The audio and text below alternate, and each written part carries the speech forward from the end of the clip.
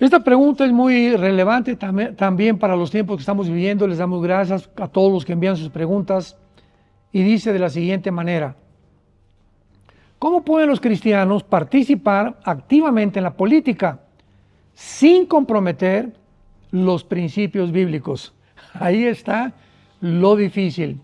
Bueno, pues es muy importante, ¿verdad?, ver dos conceptos que se pueden tratar para responder esta pregunta. El primero, en la República Mexicana, aquí donde estamos viviendo nosotros actualmente, el gobierno prohíbe a los sacerdotes católicos y a los pastores evangélicos que nosotros no participemos en la política. Por ejemplo, si un pastor quiere dejar su iglesia y ser diputado, o un pastor quiere ser senador, es imposible, de acuerdo a nuestra constitución política de Estados Unidos mexicanos.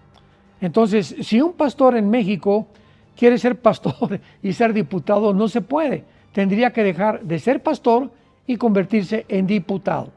Entonces, ahora bien, los que no son pastores, muchos que ustedes nos escuchan, profesionistas, abogados, carpinteros, médicos, etcétera, etcétera, que se consideran como personas laicas, sí pueden ustedes involucrarse en la política, y además es muy bueno que lo hagan si tienen la oportunidad, siempre y cuando sus motivos sean agradables delante de Dios.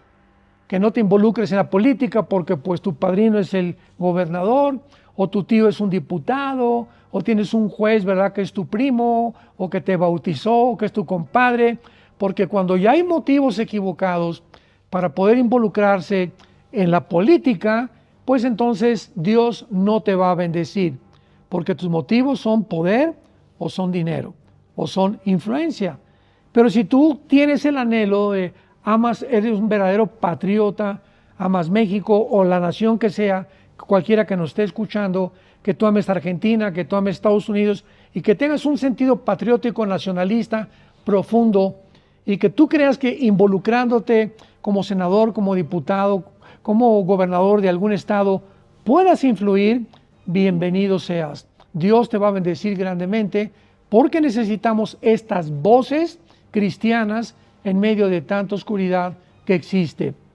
Por ejemplo, en la primera carta a Timoteo, el apóstol Pablo, en el capítulo 2, le dice: te exhorto a que se hagan rogativas, oraciones, peticiones, acciones de gracias por todos los hombres, por los gobernantes, los que están en eminencia, sea diputados, senadores, reyes, etcétera, etcétera, para que vivamos quieta y reposadamente en toda piedad y honestidad.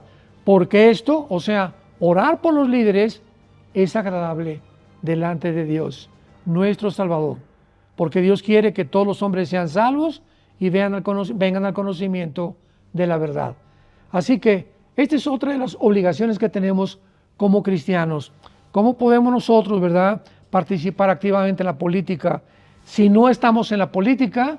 Con nuestras oraciones, orando por el presidente de México, por el presidente de tu nación, por los gobernantes, los alcaldes municipales cercanos que tengamos cerca de nuestras colonias, etcétera, etcétera, porque esto es agradable delante de Dios. Dice la Biblia en Romanos 13 que no hay autoridades más que de parte de Dios, y las autoridades que existen por Dios han sido establecidas, de manera que quien resiste a la autoridad resiste a lo establecido por Dios, porque los jueces y los gobernantes no llevan en vano la espada. ¿Para qué? Para infundir el temor al que hace lo malo. Así que cuando nosotros como cristianos resistimos la autoridad, nos oponemos a la autoridad, a menos que la autoridad viole los principios de la palabra de Dios, tenemos que someternos a nuestros gobernantes. Que Dios te dé entendimiento y que Dios te bendiga.